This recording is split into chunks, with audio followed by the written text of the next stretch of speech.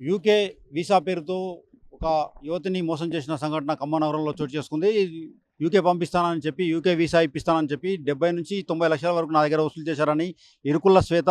బోనాల పండుగ జోర్దార్గా చేయాలని ఆలోచన చేస్తున్నారా? అయితే కిసాన్ ఫ్యాషన్ మాల్ లా అద్రిపోయే ఆఫర్లున్నాయి. జోర్దార్గా షాపింగ్ చేయండి. పండుగ అయినా, దావత్ అయినా, పట్టైనా, ఫ్యాషన్ అయినా కిసాన్ ఫ్యాషన్ మాల్. ఇప్పుడే రూరల్ పోలీస్ స్టేషన్లో కంప్లైంట్ చేసింది. రాత్రి ఎవరైతే బాధితుడు ఉన్నాడో, ఎవరైతే ఏలూరి నరేన్ ఉన్నాడో వారి ఇంటి ముందు కొద్దిసేపు నిరసన వ్యక్తం చేసింది. తర్వాత ఈరోజు ఉదయం రూరల్ పోలీస్ స్టేషన్కి వచ్చి పిటిషన్ రూరల్ సిఐకి ఇచ్చింది. ఇప్పుడు మా మనతో ఉన్నారు ఇరుకుల శ్వేత, ఆమెతో మాట్లాడే ప్రయత్నం చేద్దాం. చెప్పండి అమ్మా, మీకు జరిగిన అన్యాయం ఏంటి? మీరు ఎప్పటి నుంచి ట్రాన్సాక్షన్ చేశారు? ఎప్పుడు వీసా ఇప్పిస్తామని చెప్పారు నరేన్? నేను దగ్గర 3-4 ఏళ్ల నుంచి ట్రాన్సాక్షన్స్ జరుగుతున్నాయండి. 2021, 2022లో నా వీసా కోసం నేను నరేన్ని అప్రోచ్ అయ్యాను. అప్పుడే నాకు వీసా ఇప్పిస్తా అని చెప్పాడు. కానీ కొన్ని అనుకోని కారణాలు, ఎగ్జామ్ ఫెయిల్ అవ్వడం వల్ల నేను వేరే రూట్ చూసుకోవాల్సి వచ్చింది. ఆ డబ్బులతో మా బావని పంపించాడు యూకే వీసాకి. తర్వాత మా బావని పంపించాడు కదా అని నమ్మి మా చుట్టాలు, నా క్లోజ్ ఫ్రెండ్స్, నేను వెళ్ళాను మా బావ వెళ్ళాడు అనే దాంతో మా ఫ్రెండ్స్, నా క్లోజ్ ఫ్రెండ్స్ మధ్యలో నువ్వే ఉండి అన్నీ చూసుకొని మాకు కూడా వీసాస్ ఇప్పించు అని అడగడం జరగడం బ్యాంక్ ట్రాన్స్ఫర్స్ జరిగాయి మా ఇద్దరి మధ్యలో.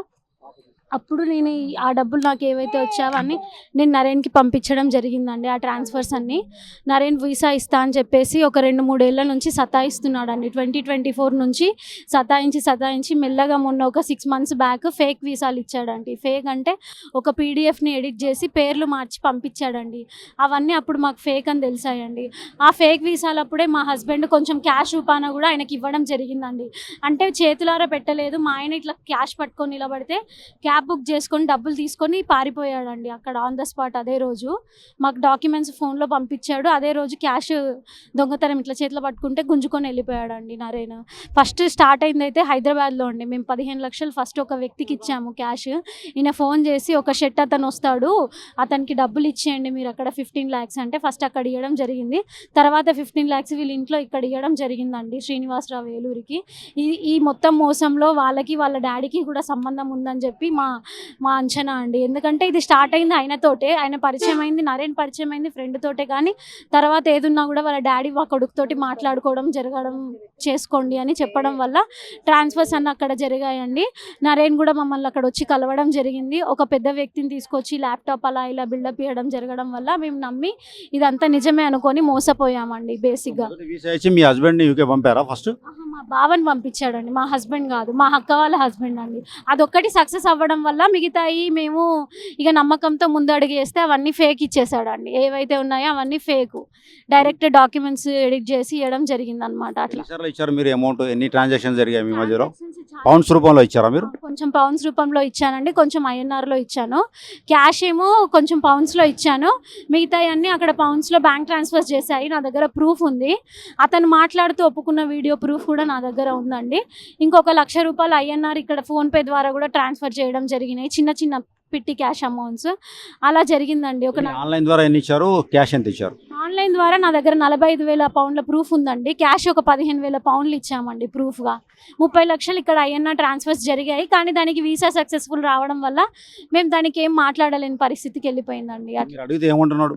ఇప్పుడు మేము అడిగితే ఒక 3-4 months నుంచి, అంటే 3-4 కాదండి, జనవరి నుంచి మమ్మల్ని చాలా, నేనేమంటున్నా అంటే వేరేది ఇస్తా, మళ్ళీ కొత్త కంపెనీ నుంచి ఇస్తా, అందులో నుంచి ఇస్తా, లేదంటే డబ్బులు అరేంజ్ చేస్తా, నేను వాళ్ళకి గట్టా వీళ్ళకి గట్టా అని అబద్ధాలు చెప్తున్నాడు. ఇక ఇదంతా తేలేది కాదని చెప్పి నేను జూన్లో వచ్చానండి. అక్కడ నుంచి జూన్ నుండి వచ్చి అప్పటి నుంచి నేను ఫైట్ చేస్తున్నా ఒక్కదాన్నే. నేను ఇక్కడ పోలీస్ స్టేషన్ చుట్టూ తిరిగాను, నాకు ఎలాంటి న్యాయం జరగలేదు. సరే అని నిన్న వాళ్ళ డాడీ దగ్గరికి వెళ్ళి మాట్లాడితే వాళ్ళ డాడీ, నువ్వు నా దగ్గరకు వస్తే ఇంకొకసారి మర్యాదగా ఉండదు, మిమ్మల్ని చంపేస్తాం అది ఇది అన్నట్టు దగ్గరికి వెళ్ళి ఇట్లా రిక్వెస్ట్ చేసి కాలు పట్టుకుంటే తోసేశాడు. నన్ను, మా అమ్మని, ఇంకా పాప, ముగ్గురం కలిసి వెళ్ళాము.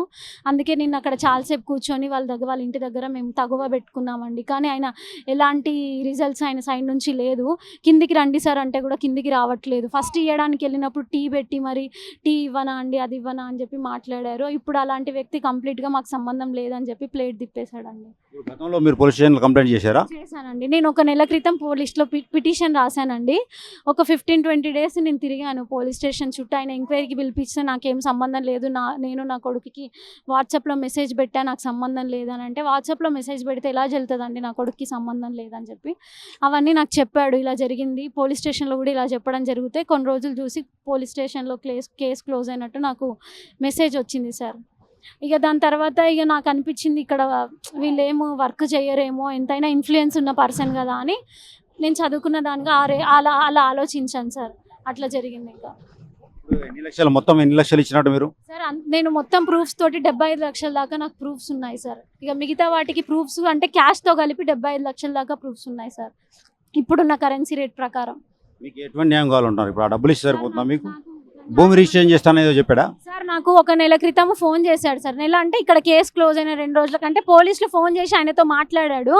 ఆ భయాన్ని నాకు ఫోన్ చేసి నేను ల్యాండ్ రిజిస్ట్రేషన్ చేపిస్తా, ప్రస్తుతం అది మా నాన్నగారి పేరు మీద ఉంది, అది ఇంకొక అతని పేరు మీద కూడా ఉంది, నేను అతనికి డబ్బులు సెటిల్ చేసేసి ఆ ల్యాండ్ మా నాన్న పేరు మీద రాయిపించి తర్వాత మీకు సెటిల్మెంట్ చేసేస్తా మేడం అని మాట్లాడిండు సార్.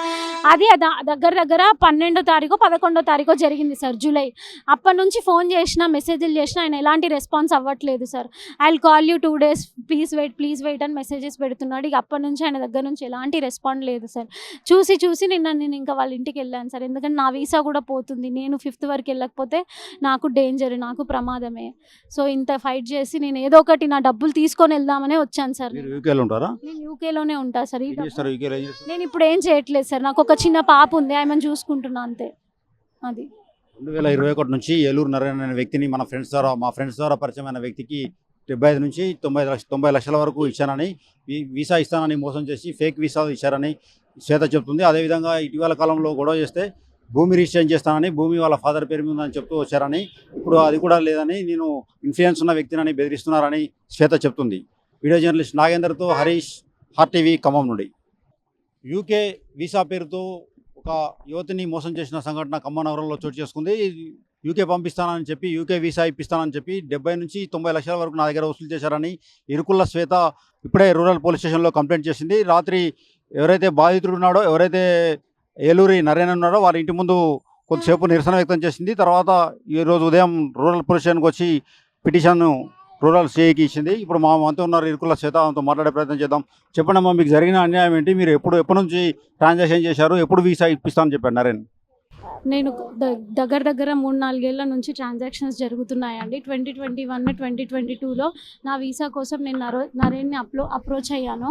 అప్పుడే నాకు వీసా ఇప్పిస్తా అని చెప్పాడు. కానీ కొన్ని అనుకోని కారణాలు, ఎగ్జామ్ ఫెయిల్ అవ్వడం వల్ల నేను వేరే రూట్ చూసుకోవాల్సి వచ్చింది. ఆ డబ్బులతో మా బావని పంపించాడు యూకే వీసాకి.